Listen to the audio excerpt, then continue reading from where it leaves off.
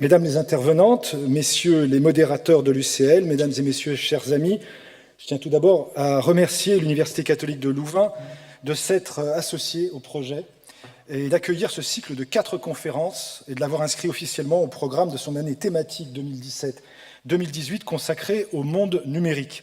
C'est d'ailleurs dans le cadre de cette année thématique que l'UCL accueille en résidence un artiste français, Nicolas Maigret. Je tiens à remercier aussi beaucoup Flaget pour accueillir cette conférence de ce soir qui est organisée dans le cadre du Fonds franco-allemand 2017. Ce fonds permet aux deux pays de soutenir des initiatives de coopération conduites conjointement par les deux réseaux diplomatiques français et allemands en pays tiers. Aujourd'hui, c'est la 5e année consécutive que nous travaillons avec nos amis allemands dans le cadre de ce fonds en Belgique et nous en sommes très heureux. Outre l'UCL, donc, le projet est porté par les deux ambassades de France et d'Allemagne et de France, mais aussi par le Goethe-Institut et l'Alliance française de Bruxelles-Europe, le tout soutenu par l'Institut français. Le thème de cette édition 2017 est celui de la lecture, vue sous ses différentes perspectives. Premièrement, la perspective des sciences cognitives, comment notre cerveau lit. C'était l'objet de la première conférence le 24 octobre dernier. Le second sujet, c'était l'histoire du support matériel de la lecture, tablettes, papyrus, papier, numérique. Le 7 novembre dernier, cette conférence s'était penchée sur ces sujets.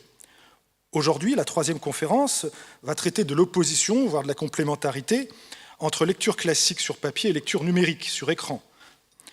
La prochaine conférence, le 28 novembre, traitera de la création numérique dans le domaine de la lecture.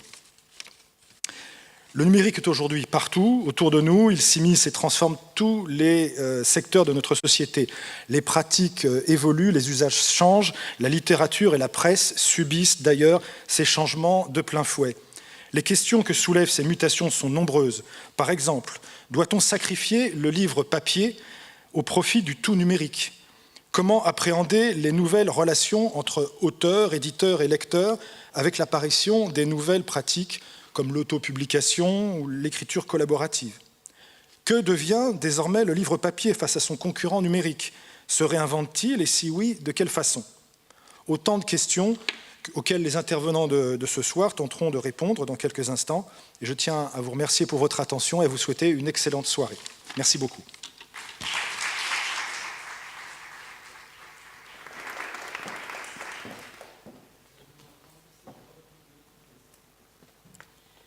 Guten Abend und herzlich willkommen im Flaget. Bonsoir, bienvenue ici au Flaget pour cette manifestation, pour la conférence concernant la lecture numérique, la lecture classique contre la lecture numérique. Je suis bien curieuse de voir ce que nous allons entendre. Moi aussi, j'ai étudié la littérature comparative et la littérature générale et effectivement, j'étais face au changement de la lecture classique et le comportement nouveau. Et donc, j'ai connu ce changement et ce chamboulement. J'ai étudié au début des années 90 et c'était un défi à l'époque de vérifier, d'analyser le roman, de faire attention au lexique, de faire attention aux constellations, les importances du contenu, des mots. C'était un travail philologique très important. Et donc, c'était une partie aussi de faire appel à la mémoire, de voir les mots, le lexique dans un endroit bien précis dans un roman. Et puis, il y avait la liseuse qui a fait l'apparition et aussi les recherches. Le travail philologique, effectivement, s'est réduit. Et donc, au préalable, moi, je me suis posé des questions. Est-ce que c'était effectivement un affront au travail philologique, ce que j'ai étudié, ce que j'ai appris à l'époque? Et j'ai dit non, ce n'était pas une confrontation. Mais effectivement, il y a un nouveau monde qui est né, de nouvelles possibilités qui se sont créées et aussi pour la recherche en littérature, il y a de nouveaux champs d'activité qui s'ouvrent. Et aujourd'hui, je crois que nous allons entendre parler de changements, des transferts et des nouvelles connaissances. Nous avons la discussion, nous avons nos orateurs et oratrices et c'est certainement très intéressant et je ne voudrais pas prolonger mon intervention. C'est la troisième soirée que nous avons organisée de l'ambassade de France et de l'ambassade d'Allemagne pour la lecture, le numérique et aussi les implications neuroscientifiques vu les nouvelles technologies. Je suis très curieuse de vous entendre et je suis ravie de cette coopération fructueuse qui rend possible la soirée et les débats conférences. C'est dans le cadre de la coopération, dans le cadre du Fonds culturel franco-allemand que nous avons organisé ce débat avec l'Université catholique de Louvain-la-Neuve, UCL, et je remercie tous les partenaires, l'ambassade de France à Bruxelles, de l'Alliance française qui est partenaire, merci à l'ambassade d'Allemagne et aussi merci à l'UCL et aussi Flagey qui est le lieu de rencontre ici dans cette magnifique salle. Je remercie évidemment aussi les orateurs et oratrices, Christiane Frohmann, Madame Bellil et Monsieur Van Overbeek et l'animateur Fabrizio Tinti. Merci beaucoup d'être venus et nous allons présenter nos invités. Donc, je m'arrête. Je vous remercie également d'être ici, présent, et que vous avez trouvé ici le lieu. Et Madame Aurore François de l'Université Louvain-la-Neuve prendra tout de suite la parole. Madame Aurore François, c'est co-auteur pour la numérique et la culture numérique à l'Université de Louvain-la-Neuve et elle est professeure en histoire. S'il vous plaît, Madame Aurore François.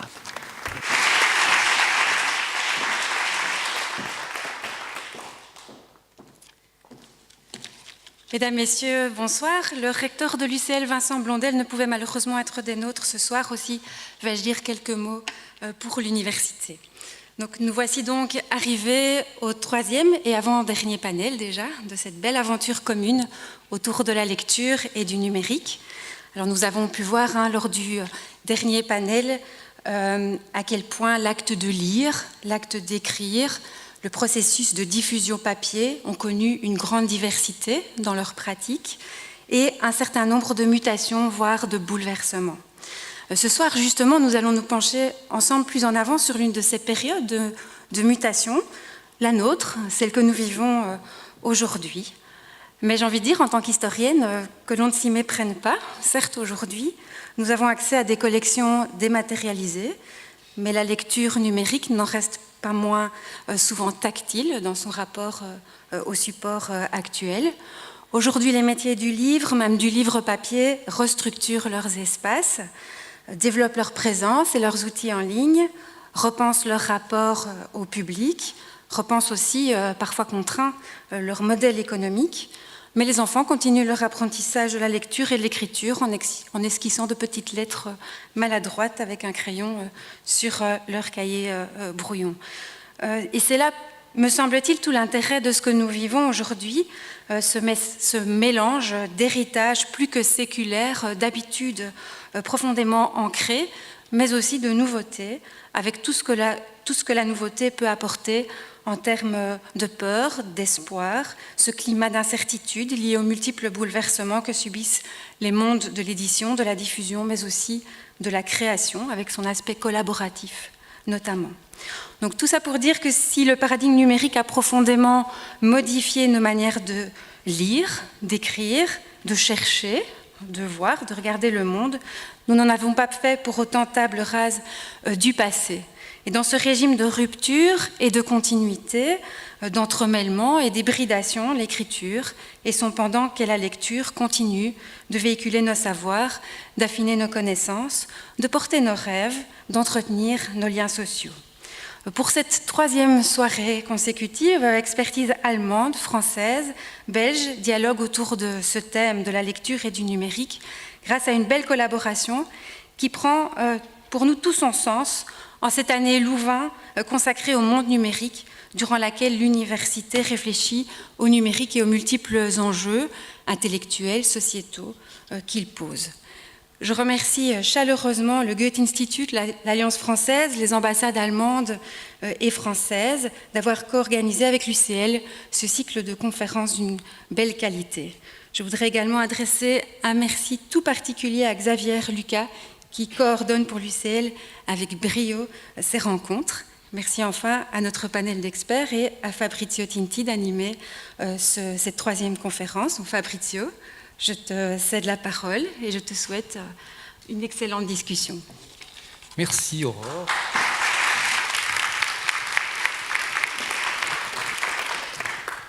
Et en effet, merci à Xavier qui fait du bon travail. Donc comme vous l'aurez compris, nous allons ce soir parler de la lecture. Nous n'allons pas lire, mais nous allons voir, écouter, nous allons surtout discuter autour de la lecture.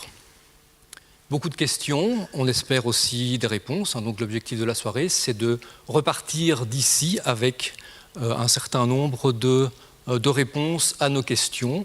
Nous recevons ce soir, pour nous éclairer sur ces différentes dimensions, Claire Bellil, qui est docteur en psychologie, qui est formatrice en lecture et en environnement numérique. Nous recevons Christiane Frohmann, qui est auteure notamment, éditrice de littérature numérique. Et nous recevons enfin Pierre Van Overbeek, directeur de la bibliothèque de droit de l'UCL, et aussi chargé de cours sur les livres numériques à l'UCL. Nous allons avoir une série d'échanges autour de différentes questions. Nous allons bien entendu réserver un moment en fin de parcours pour le classique questions-réponses avec vous, cher public. Donc notez bien vos questions, vos suggestions, vos remarques, et vous pourrez faire profiter tout le monde de vos questions, mais aussi interpeller les différents orateurs. Voilà, je vous remercie.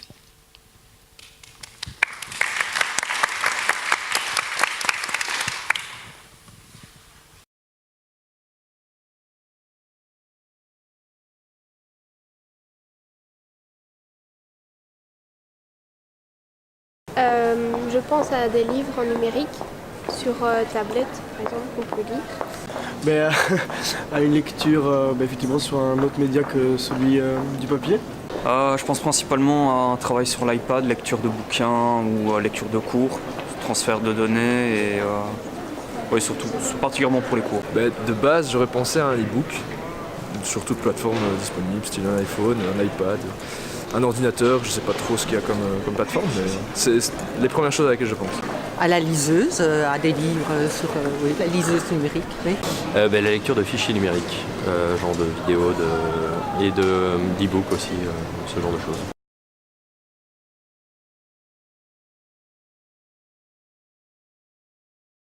Je lis beaucoup de romans historiques sur support papier classique et de l'actualité, et là beaucoup plus sur l'ordinateur. Moi en fait c'est plus dans le cadre de la lecture de manga en fait, que je les lis sur l'ordinateur. Sinon c'est vrai que j'aime bien avoir la version papier. Et même dans le cas où je lis une version électronique, je préfère avoir une version papier dans tous les cas par après. Alors moi j'adore lire des romans sur papier. Peu importe, surtout des poches, j'aime bien le format parce que c'est plus pratique pour emporter. Maintenant je lis quand même un petit peu sur d'autres supports, mais vraiment pas beaucoup, juste par exemple sur mon PC pour l'actualité ou alors pour les cours, parce que souvent les DIA sont en format numérique. J'aime bien la lecture papier parce que j'aime bien le livre en tant que tel, en tant qu'objet. Je trouve ça chouette d'avoir quelque chose entre les mains qu'on peut feuilleter. Donc ça, c'est vrai qu'à ce niveau-là, je préfère le livre papier. Car le roman, j'ai toujours lu en papier, tout simplement parce que j'ai jamais eu l'occasion d'acheter des livres numériques. Et par contre, au niveau des lectures plus professionnelles, étudiantes, là, je lis plutôt derrière mon ordinateur, car je trouve ça plus facile et les profs envoient plutôt ça via le net. Claire Bellil, d'après votre expérience, les témoignages que nous venons d'entendre confirment-ils, illustrent-ils l'état de la lecture aujourd'hui ? Je pense qu'on a entendu dans ces quelques extraits effectivement un ensemble de positions qui traduisent bien le fait que nous venons et nous sommes encore majoritairement dans un univers papier. Je veux dire par là, c'est que il est normal, à partir du moment où on a appris à lire sur du papier et qu'on a eu des expériences de plaisir intéressantes sur papier, il est tout à fait normal que ce soit la référence première qui vienne pour comprendre ce que c'est que de la lecture. Mais je pense que, en même temps, ceci traduit un autre aspect de la question qui, pour moi, est très importante, c'est que l'on a négligé la lecture autre que la lecture littéraire sur papier. C'est-à-dire que il y a des années, c'est pas aujourd'hui, on utilise la lecture dans bien d'autres situations que la lecture littéraire. Et notamment, il y a la lecture scientifique, mais il y a la lecture au travail. Or, cette lecture, elle n'est pas qualifiée de lecture. Elle n'est pas reconnue comme étant de la lecture. Et je crois qu'il faut ouvrir les yeux et s'apercevoir que c'est cette lecture-là auquel il faut de plus en plus s'initier, et pas simplement la lecture littéraire. Parce que si la lecture littéraire a joué un rôle très important dans la culture, qu'elle a été, pour ainsi dire, le fondement de la culture, et que c'est là qu'on a fait confiance à la lecture pour la transmission des valeurs de notre société, de nos sociétés, aujourd'hui, le livre papier n'est plus le principal accès à la culture pour les jeunes et pour de plus en plus d'adultes. Il y a d'autres lieux de transmission des valeurs et de la culture. Et par contre, il y a une pratique de lecture qu'il est absolument indispensable de maîtriser, et qui est la lecture sur support numérique, pas simplement la lecture de livres. On a vu aussi à quel point dans ces extraits, la lecture est liée à l'objet livre, que ce soit un e-book ou un livre papier. Or, la lecture aujourd'hui, elle se fait principalement hors des livres. Bien sûr, ça ne veut pas dire qu'on ne veut pas lire des livres. Et il n'est absolument pas question d'arrêter la lecture de livres et de penser que le livre papier va disparaître. Ce n'est pas du tout ça. Mais je veux dire qu'il y a des situations, des expériences importantes de lecture qui sont en dehors de la lecture littéraire de livres de fiction, et qu'il faut commencer à mieux comprendre, mieux cerner pour pouvoir former les jeunes. Je parle de la lecture sur les réseaux sociaux, de la lecture sur Internet, où les valeurs de permanence, d'authenticité, de vérité qui étaient associées au livre papier n'ont plus cours, et où on est plus dans des valeurs de partage, dans des valeurs d'immédiateté, dans des valeurs de pertinence. Et à ce moment-là, comment est-ce qu'on apprend à lire là? Voilà. Merci. Claire Belle-Isle. Christiane Frohmann, vous êtes éditrice de littérature numérique. Pouvez-vous nous parler de vos publics? Est-ce que les ouvrages que vous publiez rencontrent leur public, et quelle est la composition de ce public? Es wäre ganz gut, wenn ich das übersetzt bekäme. Il y a la traduction. Il y a la traduction en français. Il n'y a pas de problème. Madame peut parler en allemand. Il y a la traduction en français. Nein, ich meine, ich kriege die Diskussion nicht richtig mit. Ich kann nicht reagieren. Die Fragen werden mir nicht ins Deutsche übersetzt. Das ist das Problem. Nous avons la traduction française et allemande. Oui. So you can speak in German. Ja, aber ich kriege die Fragen überhaupt nicht auf Deutsch zu hören. Und auch die Diskussion nicht. Nous avons la traduction allemande et française. La traduction allemande est sur le canal 2. On a traduit depuis le début, et le français est sur le canal 1. Désolée, si peut-être vous pouvez répéter. Ok. Jetzt höre ich Sie. Ja, super, danke. Voilà. Kein Problem, vielen Dank. Merci. Désolée. Pour nous aussi. Christiane Frohmann. Littérature numérique. Pourriez-vous nous dire quels sont les publics de vos publications?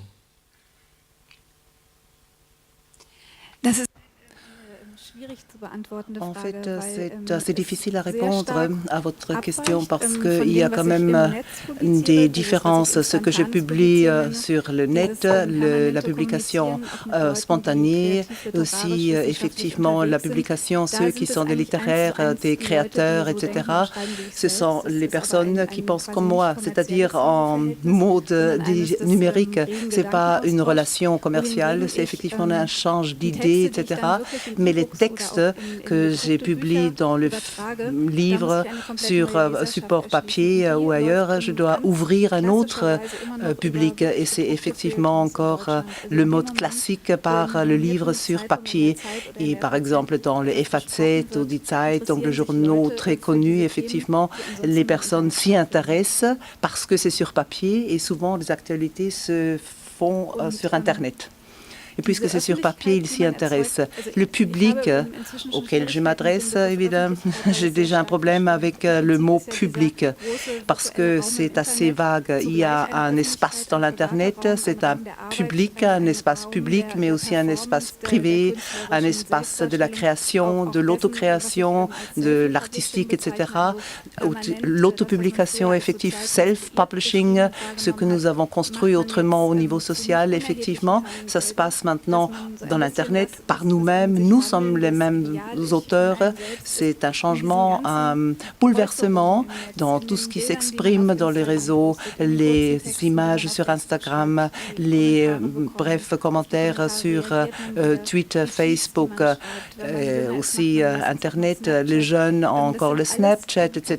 Ce sont toutes sortes de formes de publication et je ne fais pas la différence entre le truc classique ou ce que je publie dans le liseuse ou dans les livres numériques. C'est plus une publication classique, très hybride. Les frontières sont très vagues, plus claires du tout. Il y en a le sentiment. Maintenant, je suis dans mon rôle officiel en tant qu'auteur et ça n'existe plus. Les frontières n'existent plus. Il y a la formation classique par nos parents, ce qu'il faut faire, pas faire, ce qu'on peut faire, etc.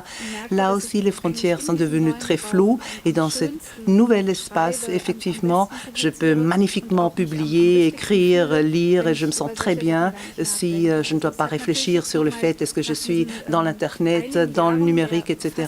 Après quelques années de naïveté et en tant qu'auteur, etc., il y a un retour lorsqu'on a eu le POTS, lorsqu'on a eu aussi les papers, grenouilles, ceux à droite, la culture des mimiques, etc. et aussi tous les boucles qui existent dans le réseau. Effectivement, on a pris une autre attitude parce qu'on a dit que ce n'est pas uniquement la gauche intellectuelle sympathique qui publie dans cette forme, mais aussi d'autres, effectivement, se trouvent aussi dans l'Internet et font la publication et ne sont pas uniquement existants, mais font encore mieux que nous. C'était un choc à l'époque. Et donc, nous avons changer nos attitudes, c'était presque une blessure. Et le public n'est plus le public. Autrefois, on avait un sentiment de boudoir, on reste un peu dans son coin et tout le monde est sympathique, amical et on communique entre nous. Donc, l'idée a changé aussi. C'est clairement expérimental. Vous revendiquez cette approche qui est expérimentale. Je crois que la différence aujourd'hui par rapport au passé, c'est pas parce que c'est intentionnel. J'ai un concept, puis je me rends sur Internet et je réalise mon concept et j'écris. Ce sont parfois des effets spontanés, et même s'il y en a un sujet derrière, c'est pas toujours le hasard qui joue. Il y a l'impact, il y a la résonance, les gens réagissent et écrivent, et on est dans ce flux d'informations, d'échanges, et ça devient très intéressant. C'est une beauté. Il y a des personnes qui collaborent à cette activité. Et à ce moment-là, ça devient expérimental.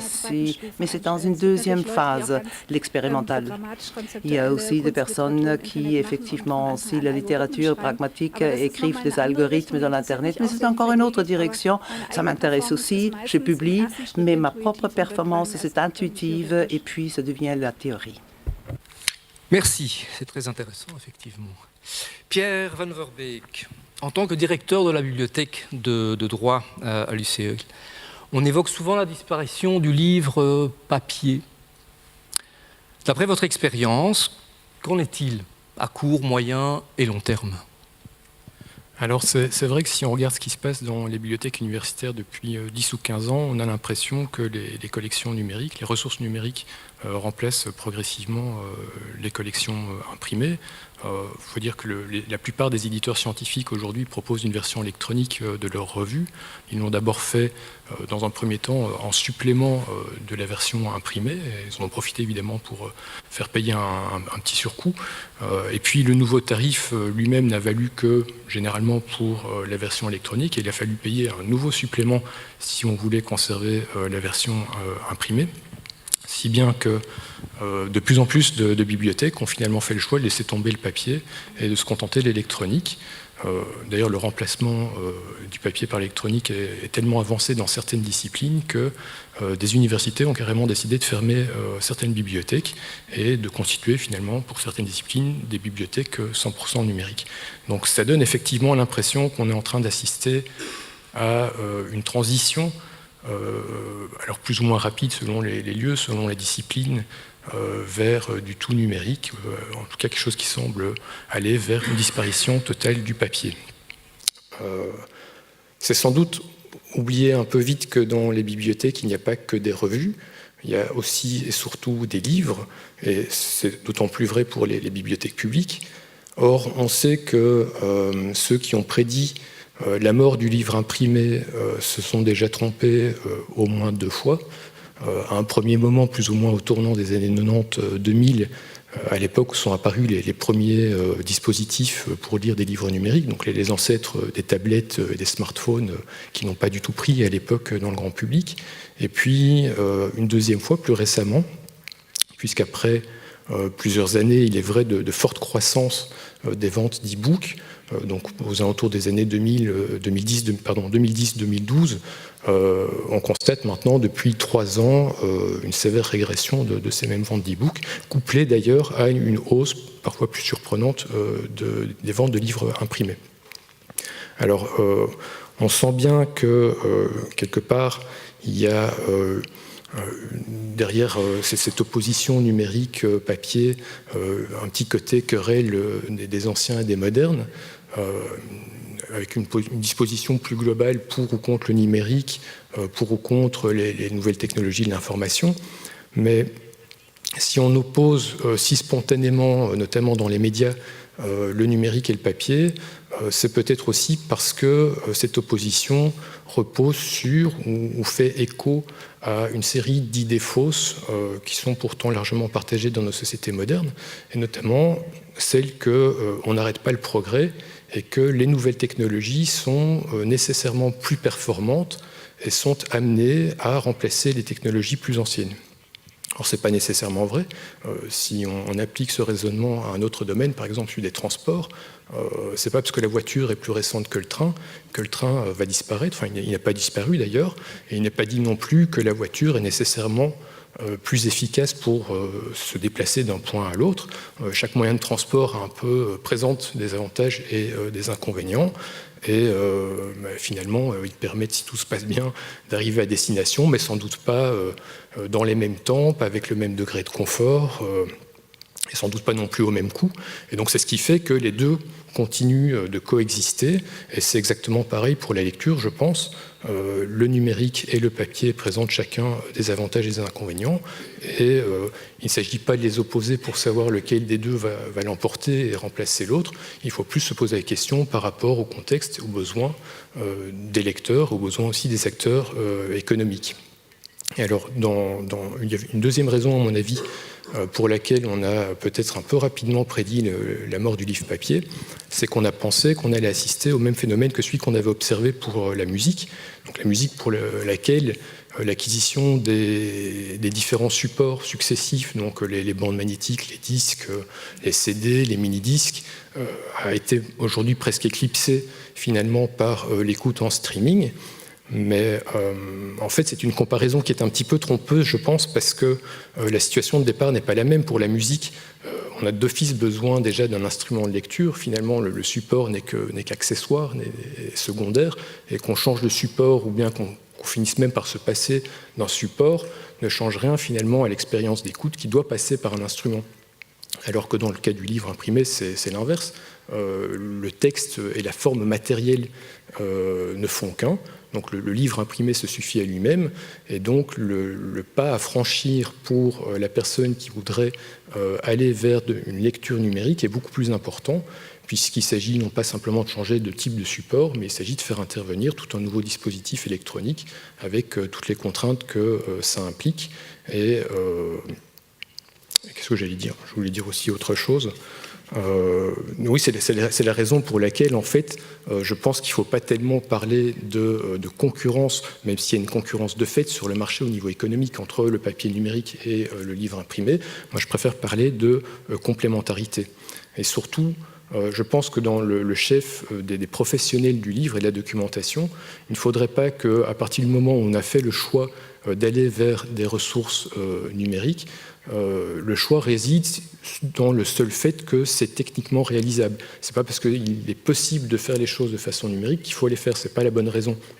J'ai l'impression parfois, pour filer la métaphore, que les professionnels du livre ont pris un peu le train du numérique sans trop savoir où ça allait les amener, alors que ce n'est pas la bonne raison.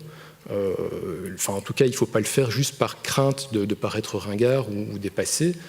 Ce serait aussi absurde, face aux possibilités du numérique, de prendre le mouvement en marche. Et ce serait aussi absurde de refuser le changement juste par réflexe conservateur ou juste pour le principe. Je parle parfois des bibliothécaires qui, dans les années 90, en ex-Yougoslavie, au moment de la guerre, sont parvenus à sauver des manuscrits. En fait, ils sortaient parfois au péril de leur vie, des manuscrits pour vite les faire scanner avant que finalement la bibliothèque ait été détruite et complètement incendiée. Et donc ils ont fait numériser des manuscrits précieux et les ont archivés sur des CD-ROM dont on s'est rendu compte 10 ans plus tard qu'ils étaient devenus lisibles. Donc développer des nouvelles solutions numériques, ça demande énormément d'énergie, c'est coûteux. Et donc je pense qu'il est important au moment de faire ce choix de s'arrêter un instant et de regarder les choses, d'analyser les choses de façon critique, comme d'ailleurs l'UCL nous propose de le faire cette année, durant toute cette année académique, avec une discussion sur les mondes numériques. Merci. Claire Bellil, vous aviez évoqué nos représentations restrictives de la lecture. Je pense que vous avez théorisé 3 types de lecture. Est-ce que vous pourriez nous en parler un peu plus ? Oui, mais je voudrais peut-être revenir sur les représentations restrictives. Je vous en prie. Qu'est-ce que j'entends par ça, hein? Parce que je suis d'accord avec vous, il y a encore beaucoup de problèmes à résoudre qui ne sont pas minces du tout, comme le problème de l'archivage du numérique. Les représentations qu'on a de la lecture, ils nous viennent de nos expériences, comme je disais tout à l'heure. Et il est assez difficile d'en avoir conscience tant qu'on n'a pas fait des expériences numériques fortes. Et par exemple, je pense que nous avons lié les caractéristiques de la connaissance, en fait, aux caractéristiques du papier. Je pense, par exemple, à la permanence. L'apprentissage sur support papier nous amène à penser que certaines connaissances sont permanentes. Or, on s'aperçoit qu'en fait, la connaissance est très évolutive. Et dans ce sens-là, le numérique correspond mieux, parce qu'on va faire des mises à jour, hein. Notamment en géographie, par exemple, en astronomie, on s'aperçoit que les connaissances évoluent beaucoup. Le livre papier se prête mal à des connaissances qui évoluent parce que ça coûte cher de réimprimer un livre et de le ressortir, alors que le numérique se prête à une autre façon de connaître. Donc, ça va amener un rapport différent à la lecture de ces connaissances, et notamment au rôle de la mémoire. On ne va pas avoir envie de mémoriser les mêmes choses quand on sait qu'on est devant des connaissances évolutives et qu'on va devoir s'adapter à de nouvelles connaissances la prochaine fois qu'on va venir consulter le site, par exemple. Donc, ça, c'est important. Alors, ce que je voudrais dire, c'est que moi, j'ai vraiment compris ce qu'entraînait le changement du numérique pour la lecture à partir d'une expérience que j'ai eue de mettre en ligne des livres du XVIe siècle, c'est-à-dire des incunables, les livres du 1er siècle après l'invention de l'imprimerie. Or, on n'a pas idée de l'évolution que l'imprimerie a imposée au livre. L'imprimerie comme technologie a transformé complètement le livre et en a fait l'objet que l'on connaît aujourd'hui. Mais ce qui est intéressant, c'est de voir comment a été vécu au XVIe siècle l'arrivée du livre imprimé par rapport aux livres qui existaient déjà, qui étaient des objets de merveille, les manuscrits avec les enluminures et autres. Donc l'arrivée du livre imprimé a été vraiment vécue comme la prise des textes par des barbares, puisque pour faire les caractères, pour faire fondre les caractères et tout, il fallait être forgeron. Les métiers de libraire n'existaient pas, les métiers d'éditeur n'existaient pas, puisqu'on allait dans les scriptoriums pour se commander des copies de textes déjà existants, alors qu'au XVIe siècle, on va vouloir observer la nature et on va développer de nouveaux types d'écrits avec l'imprimerie. Eh bien, aujourd'hui, on est face à ça, c'est-à-dire que on doit repenser ce que c'est que lire dans un monde qui est en évolution, un monde qui se transforme et un monde interconnecté. Par exemple, lire aujourd'hui, ça va être aussi beaucoup interagir, c'est-à-dire ça va être produire des textes. Alors, quels sont les nouveaux types de textes qui vont apparaître avec le numérique? On est au tout début. Moi, je dis que la lecture numérique, on peut en parler à peine depuis une dizaine d'années. Et encore, la tablette elle date pas de 2010, mais elle a été popularisée à partir de 2010. Elle est devenue une envie. Les gens n'avaient pas besoin de tablettes puisque ça existait.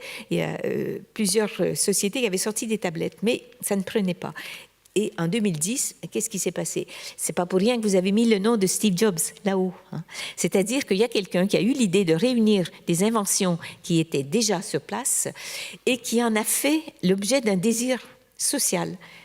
C'est devenu quelque chose. Tout le monde avait besoin d'avoir une tablette. Tout le monde a trouvé un usage pour une tablette et on en a trouvé plein d'usages, des usages réels, pas des usages fictifs pour cette tablette. Donc, il y a des évolutions comme ça qui viennent de par l'existence des objets, et la lecture va devoir suivre les nouveaux écrits ou les nouveaux types de production qui vont se faire et qui seront, comme vous le savez si vous allez sur les supports numériques, qui sont multimédia. Si on prend des textes numérisés qui ont comme origine de papier, on peut avoir que du texte, mais dès qu'on a des textes qui sont produits numériquement, qui sont nés numériquement, dès qu'on a des objets numériques, alors on est dans le multimédia et souvent le multimodal avec une interaction physique, gestuelle très importante. Voilà, je n'ai pas tellement encore répondu à votre question, mais j'y viendrai. Merci. Christiane Frohman, est-ce qu'on peut dire qu'il y a une bonne lecture classique sur papier et une mauvaise lecture, celle sur les supports numériques? Also ich bin eine ganz große Gegnerin aller Dichotomien. Donc je suis contre toute dichotomie en ce qui concerne la lecture. Donc je ne veux pas avoir une séparation. La lecture était toujours un terme de combat. Lorsqu'on a commencé à lire, il y a des personnes qui ont été enfermées dans la lecture, qui ont été exclues dans la lecture. Aussi la capacité de lire, de savoir lire. Puis j'étais pas surprise. Il y a parfois des femmes qui n'ont pas su lire, peut-être trop lu ou trop romantiquement, ou le kitsch et puis le trash. Et donc, lorsqu'il y avait des petites lectures en format de poche, etc. Et maintenant, ce sont les self-publishers, les auto-éditeurs qui prennent ce rôle, les femmes qui ont énormément de succès, qui publient beaucoup et une nouvelle séparation, dichotomie. Et donc, effectivement, il y a une différence entre les générations et pas entre les digital natives, ce qui n'est un terme qui n'est pas très bon. Ça n'a rien à voir avec la génération qui a grandi avec cette nouvelle technologie. Donc, je suis dans le numérique. Je serais beaucoup trop vieille pour avoir un digital native, mais effectivement, comme par le passé, il y a une critique virtuelle qui se crée entre les parents et les enfants. Les parents toujours ont peur qu'ils rentrent dans le monde artificiel, les drogues, la dépendance ou les réalités des médias numériques. Et mes parents ont dit, mais arrête une fois de lire et va jouer dehors maintenant. Arrête de jouer et commence à lire. Mais te rends aussi à l'extérieur pour jouer. Donc la réalité des parents, c'est le beau soleil et effectivement, l'enfant est à l'intérieur et va à l'extérieur pour lire un bon livre. Pourquoi cette séparation? Pourquoi il faut maintenant donner à l'enfant un bon livre et mes parents ont cru que j'étais beaucoup trop blafarde et je devais sortir pour jouer avec les enfants et pas toujours rester dans la chambre pour lire.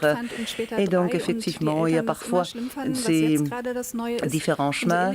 Et maintenant, on a la même chose avec les nouvelles générations. Ce ne sont pas uniquement les digital natives, et c'est aussi pour la formation, les cultures et les éducateurs et les écoles qui font toujours la différence entre le mauvais, le bon, entre le papier et le numérique. Non, il y a un nouveau champ d'activité pour aussi former les personnes, leur apporter la culture. C'est une nouvelle lecture qu'ils apprennent. Et donc, ce qui est assez marrant, et parce que les gens ne savent pas qu'automatiquement ils rentrent dans ce monde. Parfois, une lecture, semi-lecture, je vois effectivement des publicités et la lecture n'était pas toujours liée au papier, aux livres sur papier, etc.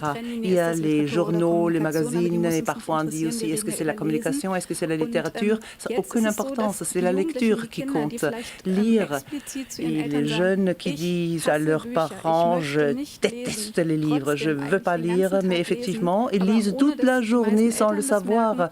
Les parents ne le savent pas ou ne se rendent pas compte et donc ils lisent tout le temps dans le jeu, les games. Il y a aussi les instructions. Il y a aussi les TeamSpeak qui permettent la communication. C'est aussi une narrative. Mais dans les games, dans le jeu, il y a aussi des instructions qu'ils doivent lire.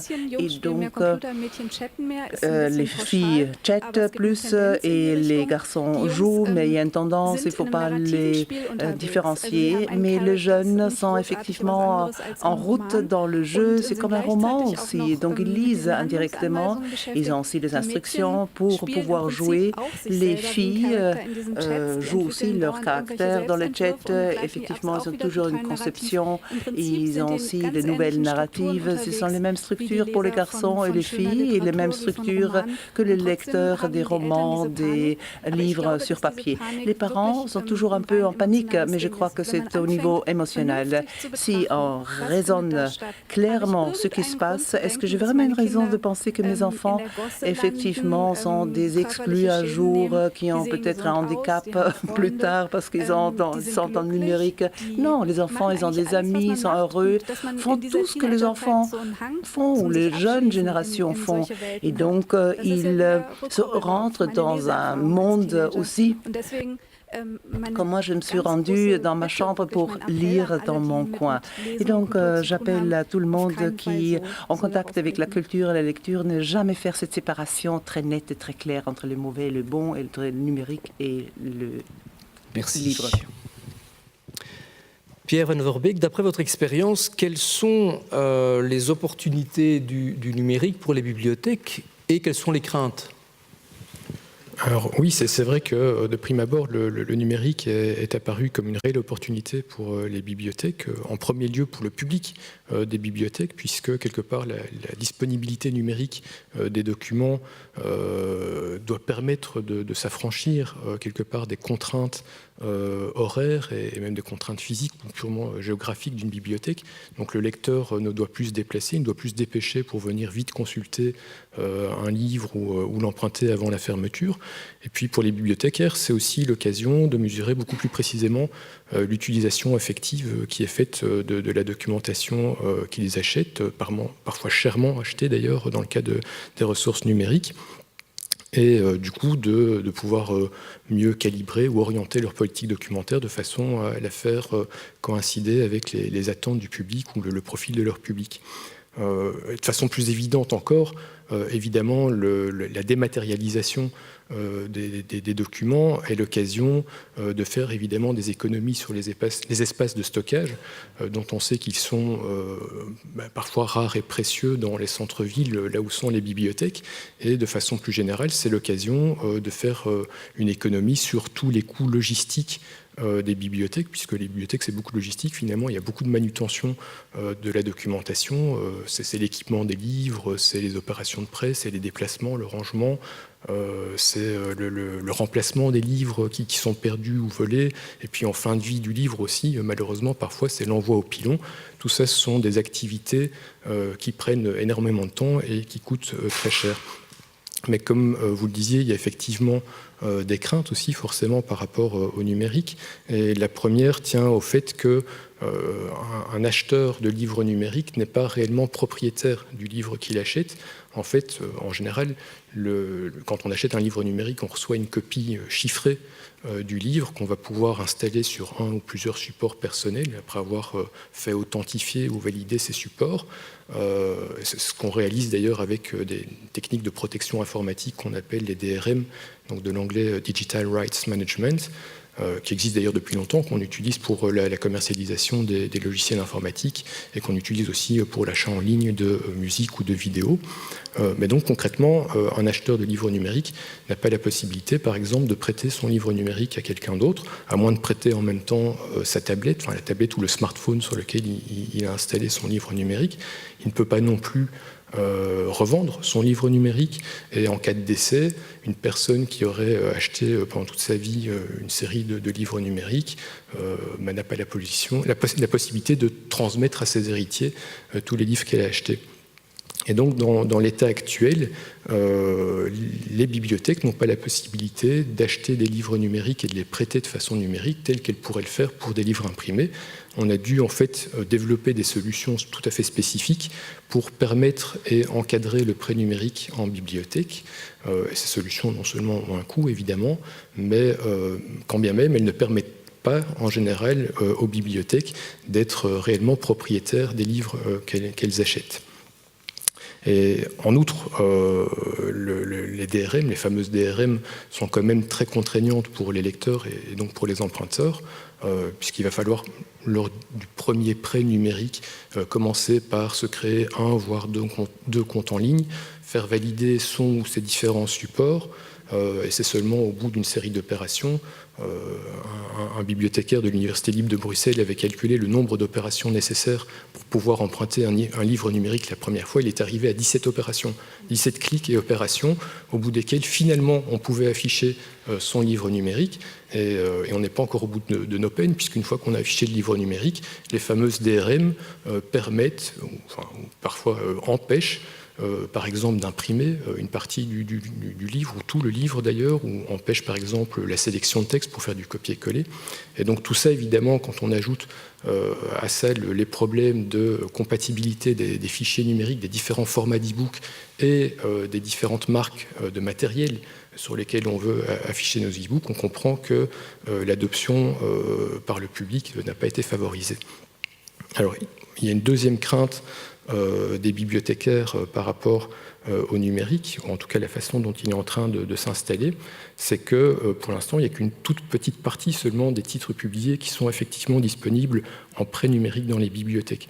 Non seulement du fait que forcément pour l'instant, il n'y a pas encore une version électronique pour chaque livre publié, mais surtout du fait que les éditeurs, ou du moins certains éditeurs, ne souhaitent pas que leurs livres numériques puissent être empruntés en version numérique dans les bibliothèques, parce qu'ils craignent qu'il y ait une forme de concurrence déloyale au moment même où ils essaient de commercialiser leurs livres numériques. Ils ne veulent pas que ces livres puissent être empruntés gratuitement ou presque dans les bibliothèques. Ils parlent d'ailleurs de cannibalisation des ventes par les bibliothèques.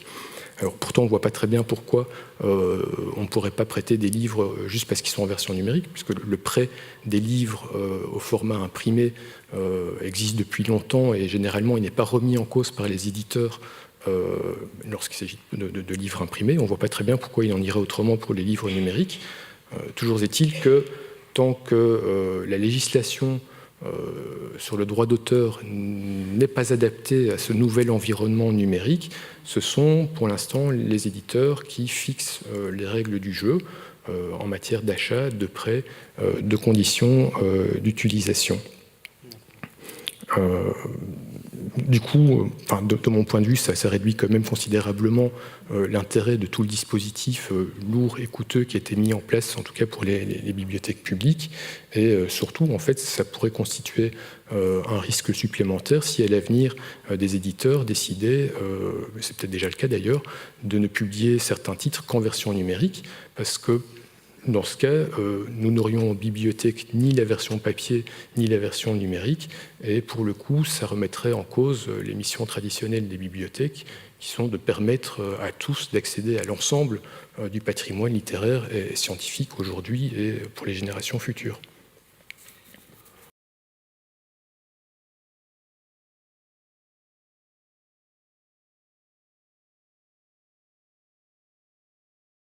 Si on conçoit le métier de libraire comme on l'a toujours conçu, c'est-à-dire comme des marchands de livres et que justement on ne prend pas en compte cette réalité numérique, ça risque effectivement d'être la mort de notre métier. Et donc est-ce que le livre numérique signe l'arrêt de mort de la librairie traditionnelle ? Non, je ne le pense pas, à partir du moment où on décide d'aller dans le sillage des nouvelles technologies. Alors le métier de libraire est un métier qui, comme beaucoup de métiers aujourd'hui, est en grand chambardement, beaucoup d'évolutions un peu dans tous les sens.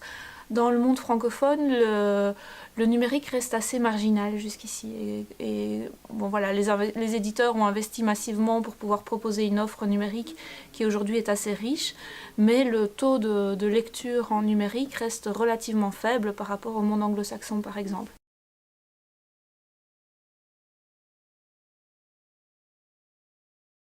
Nous constatons qu'en librairie, ce sont plutôt des personnes âgées en fait qui sont vraiment intéressées par le livre numérique, tout simplement parce que la liseuse permet toutes sortes de fonctionnalités que le livre ne permet pas, par exemple l'agrandissement des caractères. Et donc voilà, on se rend compte que c'est ce public-là que nous, on touche en librairie. Nous pouvons accompagner nos clients aussi dans cette forme de lecture-là, parce que je considère que ça ne va pas faire mourir la lecture, au contraire. J'ai moins l'impression que ça va toucher un public plus large que le public de librairie traditionnelle. Nous, ce qu'on constate dans nos lecteurs habitués de fréquenter la librairie, ceux qui lisent en numérique sont souvent de très très gros lecteurs, des gens qui lisent sur tout support, pour qui c'est complémentaire, mais pour qui ça ne vient pas remplacer le livre papier.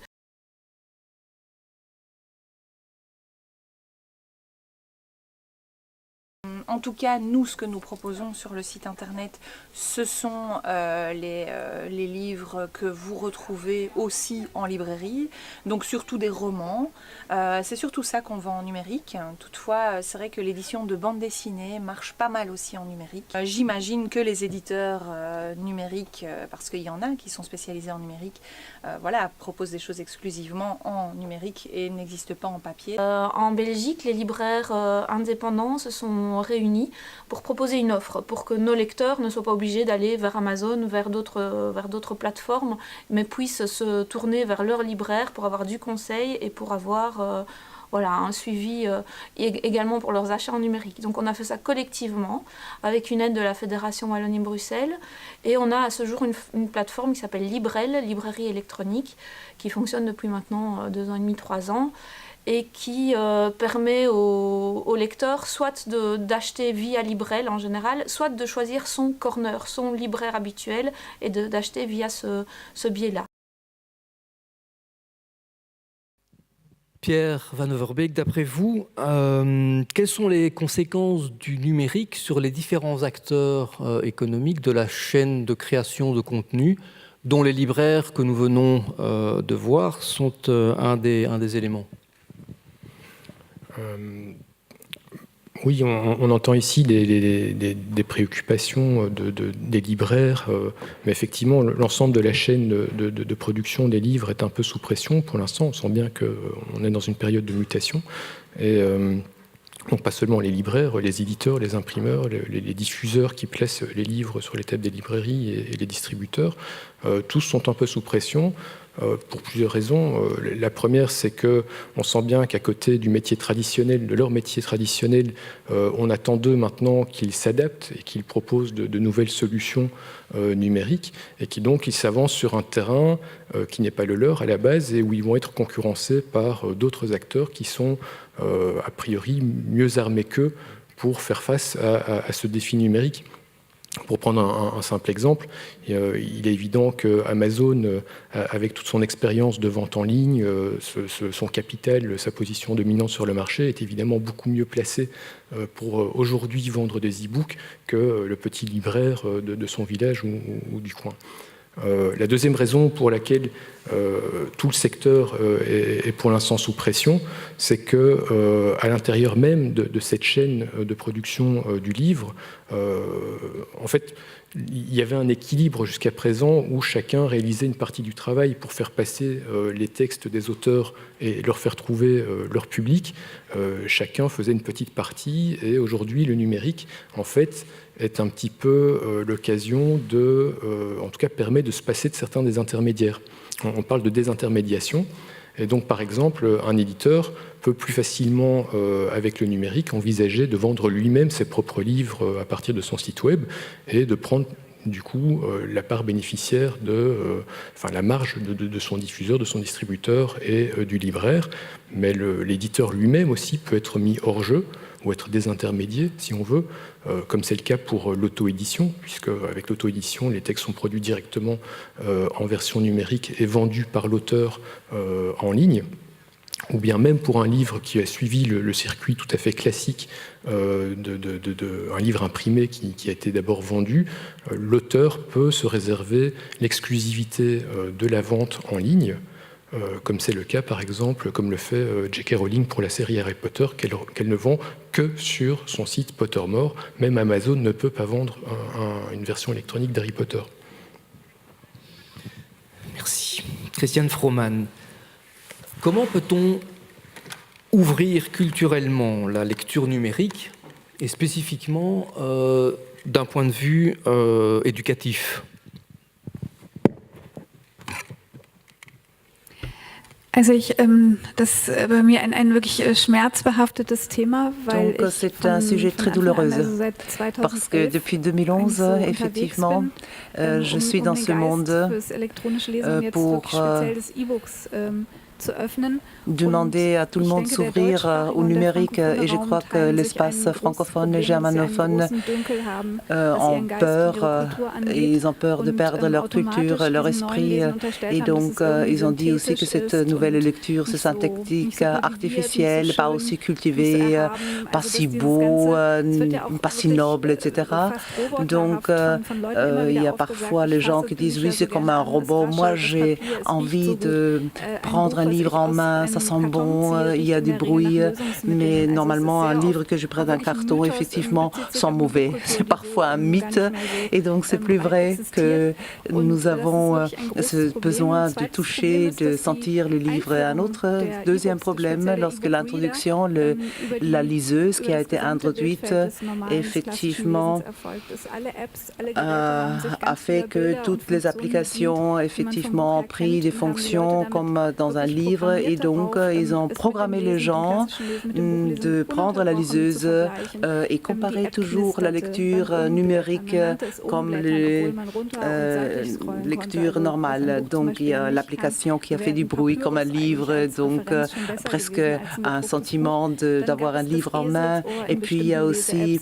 des marques dans le livre. Pour le Kindle ou la liseuse, effectivement, on a reçu aussi des enveloppes pour montrer comme si c'était un vrai livre. Et les personnes ont besoin d'une confiance, des phénomènes qu'ils connaissent pour apprendre quelque chose de nouveau. Et c'est une nouvelle étape, une nouvelle réflexion. Et je crois que la liseuse et le livre imprimé sont deux choses différentes, à moins que vous ayez une copie numérique d'un livre sur papier. Il y a les livres numériques qui sont très intéressants, qui ne pourraient pas exister comme livres sur support papier, parce qu'il y a d'autres lecteurs, parce qu'il y a un tout petit groupe d'une sous-culture dans un pays, dans un État, etc.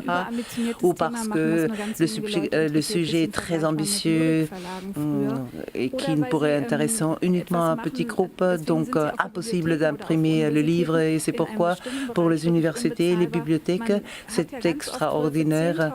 Pour 10 milliers d'euros, on a fait des publications scientifiques scientifique et on savait très bien qu'on a peut-être lu 5 fois ces documents. Des coûts énormes, on a pu minimaliser les coûts avec les publications numériques, électroniques, etc. Et je crois qu'il y a vraiment de bonnes chances et souvent, effectivement, on ne montre pas les avantages entre les numériques et le papier. Il faut voir la discussion dans son ensemble. Si vous avez une discussion séparée, c'est vrai, confortable d'avoir une liseuse. Je peux lire un peu partout dans le monde entier et une artiste m'a dit une fois qu'elle a pris le livre numérique et lorsqu'elle lit un livre et si elle se souvient d'un poème, elle peut tout de suite, avec quelques clics, avoir le poème, etc. Il ne faut pas chercher dans l'université, dans les bibliothèques, etc. Il ne doit pas uniquement chercher dans les libraires, etc. Si vous avez un flux de lecture, vous avez plusieurs livres que vous pouvez ouvrir en même temps. C'est magnifique de travailler ainsi. Et donc avoir ce flux de lecture, comme je viens de dire. Et depuis 2 ans, effectivement, j'ai organisé mon programme au niveau politique, un programme politique, et c'est vraiment un moyen très valeureux. Avec très peu d'argent, je peux faire des publications très osées. Personne, effectivement, me dit « tu ne peux pas le faire », personne ne va acheter ce livre. J'ai toute liberté d'édition et je peux éditer les livres et le lendemain, le livre est téléchargeable un peu partout et si je veux donner accès à tout le monde, alors c'est aussi au niveau gratuit que j'offre ce livre et je publie et j'édite selon un principe de 3 aspects. Donc, il y a d'abord la liseuse ou Kindle et le Movi que je vends pour 5 €. Puis j'ai la version imprimée pour les personnes qui veulent avoir un support papier. Et puis, 3e dimension, encore un PDF gratuit que les étudiants peuvent aussi télécharger le contenu parce que, effectivement, pour beaucoup de contenu, je veux bien que les personnes lisent. Je veux bien gagner pour mon travail, mais effectivement, pour beaucoup d'aspects, je veux avoir une circulation et de la lecture et des informations. Merci, Christiane Fromen. Claire Belle-Île, si nous faisons un petit exercice de prospective, que pouvez-vous nous dire aujourd'hui des formes de lecture de demain? Alors, on ne va pas faire de prévisions prédictives dans les nuages. Comme j'ai dit tout à l'heure, c'est une forme de lecture qui est en train de se développer avec l'utilisation du numérique, même si on a d'autres formes de lecture sur papier qui se sont développées. Je pense que les remarques que Christiane a fait sur la tablette ou la liseuse, enfin pas la tablette, la liseuse.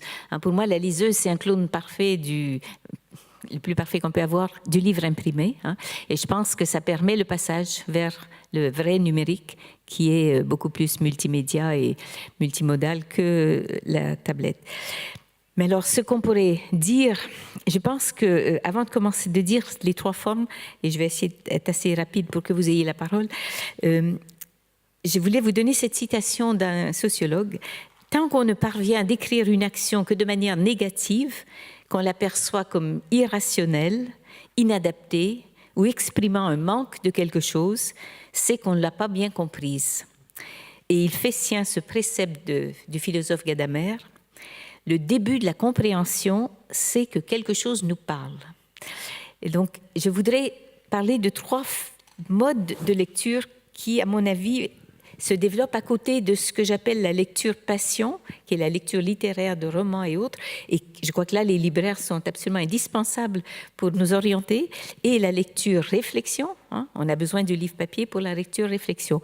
Mais il se développe une lecture dynamique, c'est-à-dire une lecture où vous interagissez en permanence, vous faites une action, le système vous renvoie de l'information, vous agissez, le système vous renvoie de l'information. Vous connaissez ce type de lecture, vous le pratiquez. Or, qui nous a appris? Quels sont les principes de cette lecture? Quelles sont la façon de mieux réguler cette lecture? Tout ça, c'est à développer. Deuxièmement, une lecture immersive. Si vous avez été du côté de la lecture née numérique, la littérature née numérique. Vous voyez ce que je veux dire quand on a ces textes avec toutes ces lettres qui peuvent exploser, des textes, des mots avec des sens qu'on ne peut pas deviner a priori, comme par exemple une bombe soulignée. Si vous cliquez dessus, qu'est-ce qui va se passer? Est-ce que ça va exploser ou pas? C'est un des exemples que donne Alexandra Sommer dans un des chapitres qu'on a écrit sur un livre sur la lecture dans un monde numérique. Et troisièmement, une lecture qui est indispensable d'apprivoiser, ce que j'appelle la lecture instrumentée, c'est-à-dire lire avec les hyperliens. Bon, ça, c'est déjà pas mal rentré dans les mœurs, mais encore, on n'a pas de principe, par exemple, pour identifier les liens avant de cliquer dessus. Or, il devrait y avoir un système pour qu'on sache de quel type de lien on utilise. Est-ce que c'est un lien d'explication? Est-ce que c'est un lien qui nous emmène sur un autre site? Vous voyez, tout ça, c'est à mettre au point. Mais aussi la lecture avec des traducteurs, la lecture avec des visualisateurs. Vous pourriez demander qu'on vous visualise le schéma de pensée du paragraphe que vous venez de lire, la lecture avec synthétiseur, la lecture avec des moteurs de recherche. Et vous savez qu'aujourd'hui, les moteurs de recherche les plus utilisés ne sont pas Google ou autres, mais ce sont les réseaux sociaux. Quand les gens cherchent quelque chose, ils vont d'abord dans les réseaux sociaux. Et des outils de sélection. Quand vous cherchez, vous avez un problème à résoudre. Donc, par exemple, la lecture experte que pratiquent les chercheurs pourrait peut-être être un mode de lecture qui nous donnerait beaucoup plus de maîtrise sur le numérique. Enfin, je vais m'arrêter là, mais j'espère que ceci vous donne envie d'aller découvrir ces modes de lecture, parce que je crois qu'il y a une tâche urgente qui est de former les générations actuelles à devenir de plus en plus intelligents en utilisant ces outils. Un grand merci. Et en effet, ce n'est que le début de nombreux développements qui sont encore à venir. Merci à vous. Nous allons maintenant passer, cher public, comme promis, à la séance des questions-réponses. Il est d'usage de dire que c'est toujours la première la plus difficile, n'est-ce pas? Donc, je vous en prie, faites mentir l'adage. Oui.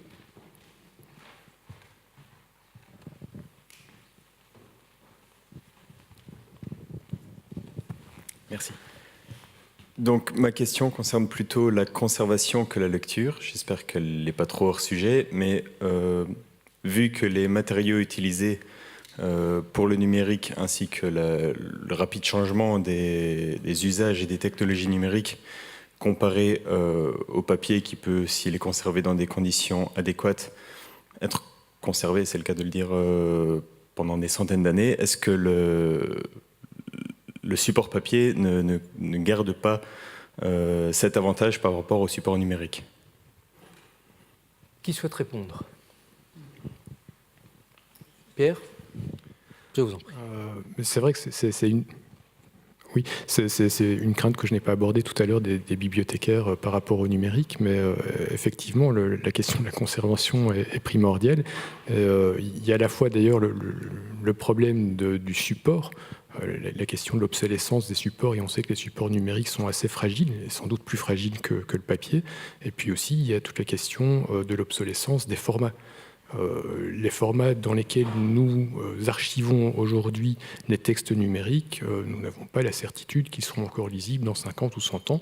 Et pour faire en sorte qu'ils le soient, ça suppose de mettre en place toutes des techniques d'upgrade, de conversion permanente de tous les fichiers que nous archivons aujourd'hui dans les formats qui sont connus, dans les formats actuels, dans les standards actuels. Mais d'ailleurs, les bibliothèques universitaires qui travaillent sur des projets d'archivage numérique travaillent aussi en consortium avec d'autres institutions pour faire en sorte qu'il n'y ait jamais qu'une seule copie. Évidemment, on travaille avec des backups et donc on a des systèmes de serveurs en fait, en réseau qui permettent de systématiquement corriger une erreur. Si jamais il devait y avoir une défaillance sur un fichier, on peut immédiatement le remplacer par une autre copie. Et d'ailleurs, un de ces projets s'appelle LOCS, c'est l'acronyme de Lot of Copies Keep Stuff Safe. Donc le principe d'avoir toujours plusieurs copies pour s'assurer qu'on puisse à tout moment remplacer celui qui aurait été victime quelque part de l'obsolescence des supports d'archivage. Et puis surtout, il y a la question de la quantité. On produit chaque année plus de données qu'on en a produit depuis le début de l'humanité. Donc, il faudra qu'on choisisse. On va pas tout garder. Les désherbages dans les bibliothèques, là, ils s'appliquent drôlement pour toutes les données qu'on produit chaque année. Donc, qu'est-ce qu'on conserve? La Bibliothèque du Congrès à Washington a décidé d'archiver tous les tweets. Pas seulement ceux de Trump, mais bon. Est-ce que c'est un bon choix ou pas? C'est une des questions. Oui, monsieur. On va donner de la voix. Merci beaucoup. Madame Froman a mentionné la réticence de la culture française et de la culture germanophone à vraiment adopter ce monde numérique. Et il y a une question classique vis-à-vis de la langue anglaise.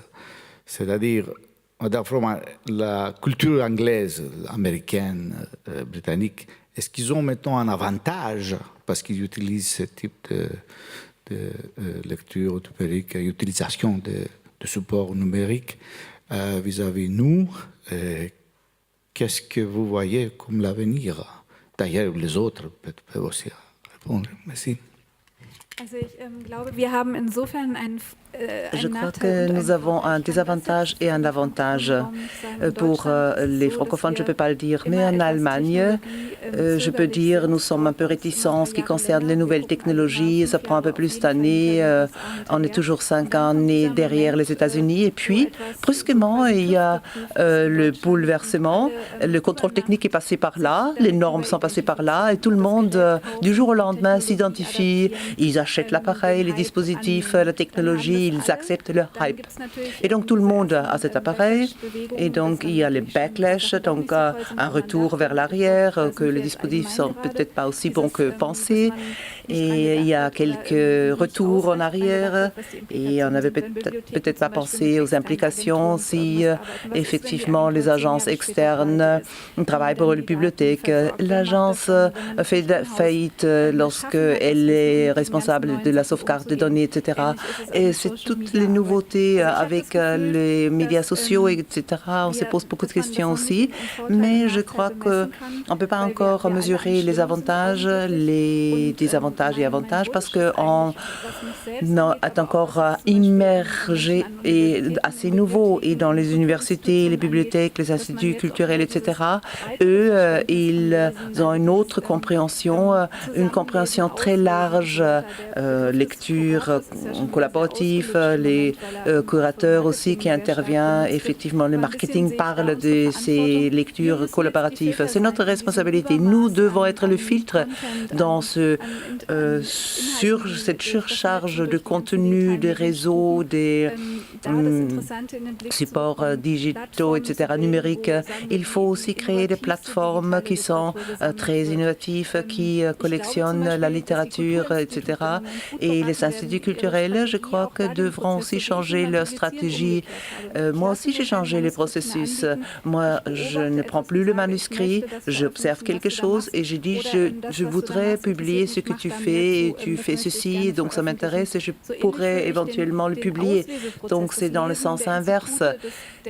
La culture et les lectures doivent être inversées, pas donner de l'ordre d'écrire ou de publier quelque chose. Monsieur X écrit quelque chose pour nous, nous allons publier le livre avec des événements, etc. Donc, tous les procédés classiques, non. La situation renversée, regardez ce qui se passe, ce qui est intéressant. Et là, je pourrais publier, il y a un potentiel de création énorme qui existe et c'est aussi une promotion culturelle, pour ainsi dire. C'est très intéressant ce que j'observe, la manière dont on écrit, la manière dont on lit, et aussi les discours politiques, et aussi les échanges politiques à travers et en dehors des universités, et donc rendre visible tout ça aux autres qui ne sont peut-être pas à l'intérieur de l'université ou des instituts culturels. Il y a des explosions culturelles et littéraires qui peuvent exister et je ne suis pas effectivement quelqu'un qui fait la différence entre le numérique et le papier. Je lis encore beaucoup de livres sur papier, mais je lis de plus en plus dans le réseau, sur le numérique, etc. Mais il faut choisir et c'est aussi une nouvelle mission pour tous ceux, évidemment, de faire ce filtrage et aussi pour les personnes qui lisent encore sur le format classique de prendre le numérique. Merci. Monsieur ? Oui, je voulais simplement faire part de ce que je pense sur les chemins parallèles entre le numérique et le livre. Pour moi, le livre a un aspect plus plaisir, donc tout ce qui est lecture plaisir, roman, essai, se fait plus sur livre papier. L'aspect numérique est plus adapté à tout ce qui est éducatif ou informatif. Et donc, je crois qu'il y a des chemins assez parallèles. Je travaille moi-même dans un média, un journal, qui est exclusivement en ligne. Et la presse, par exemple, est entre les deux.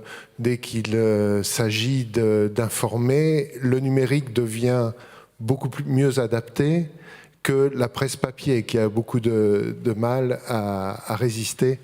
Et donc, j'aimerais savoir un peu votre avis sur la presse. Les journaux, vont-ils disparaître sous forme papier, être exclusivement, devenir exclusivement numériques? Quel est votre avis sur ce domaine? Est-ce que c'est inéluctable? Est-ce que je vais être le dernier à acheter des journaux papier? Claire Bellil. Non, je pense bon, on n'en sait rien hein, globalement parce qu'il y a une crise économique. Disons qu'il y a un besoin d'une présence journalistique réflexive, mais les journaux servaient à diffuser des nouvelles et aussi à faire des analyses. La partie diffusion, c'est certain que le papier, là, il perd la course chaque fois. Hein. Et donc, on devrait s'attendre à ce que même la télévision, elle est prise de court par rapport à ce qu'on peut trouver sur la toile. Donc, on pourrait s'attendre à ce qu'il y ait davantage de réflexion. Mais c'est une course actuellement qui ne va pas dans ce sens-là, puisque les journalistes essaient de capter un public. Hein, c'est la phase actuelle. Trouver un public le plus vite possible et donc en ayant des titres affriolants qui ne correspondent pas forcément au contenu après. Et du coup, les lecteurs sont souvent déçus parce qu'ils n'ont pas mis le temps de faire l'analyse auquel on pourrait s'attendre quand on consulte tel ou tel article. Bon, il y a encore des journaux qui proposent des analyses, hein, c'est pas du tout terminé, mais ils ont la vie très difficile sur le plan économique, ça c'est sûr.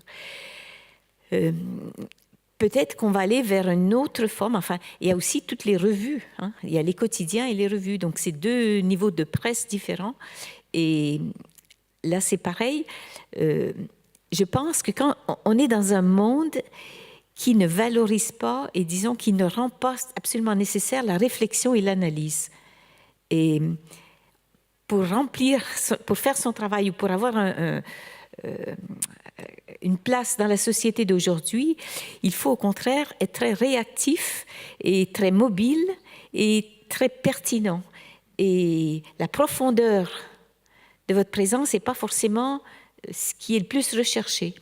Donc on passe peut-être par une phase, j'en sais rien, mais je pense que les journalistes ont beaucoup de peine à se faire reconnaître avec la valeur de ce qu'ils produisent quand ils produisent de bonnes analyses. Bon, je ne réponds pas bien à votre question, mais voilà ce que je peux dire. Mais cela dit, tout n'est pas perdu. Hein. Il y a des initiatives qui sont lancées. La revue 21, pour ceux qui connaissent, ou America, qui a été lancée par notamment François Buñuel, Éric Fotorino, sous format papier, et pour suivre le quinquennat, pas le quinquennat, enfin 4 ans, c'est le mandat de Trump. Wilfried, en Belgique, francophone, c'est une revue papier qui a été publiée, le 2e numéro vient de sortir. Ce sont des initiatives qui privilégient alors le fond, évidemment. Donc ce sont des articles de fond, ce n'est pas de l'actualité. Alors on peut peut-être se dire que l'actualité, elle est perdue pour le papier, mais pas, comme Claire Belli le disait, la réflexion, le fond, l'analyse.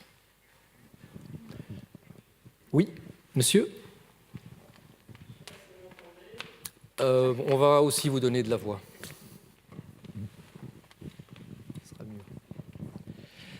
Là encore, je voulais vous faire part de mon impression toute personnelle, mais je suis un peu à contre-courant de votre analyse sur le fait que le numérique, justement, permet plus de diversification et plus d'accès.